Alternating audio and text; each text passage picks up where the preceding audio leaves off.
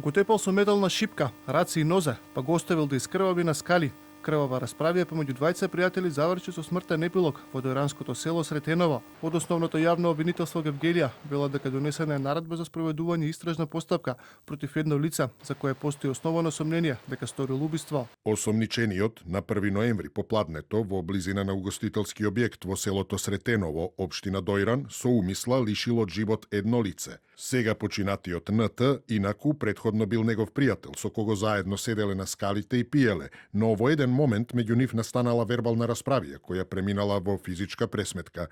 Јавниот обвинител до судијата на предходна постапка достави предлог за определување мерка притвор за осомничениот, бидејќи постои опасност од бегство и можност тој да ја попречува постапката со влијание врз сведоците кои треба да бидат испитани во текот на истрагата. Според информациите од основното јавно обвинителство Гевгелија, осомничениот го удирал речиси половина час оштетениот со раци и ноза, а потоа и со метална шипка, нанесувајќи му повеќе од 10 скршеници по телото и черепот, во што сега веќе починатиот се здобил со тешки телесни повреди и крварење, кои завршиле со смртен епилог.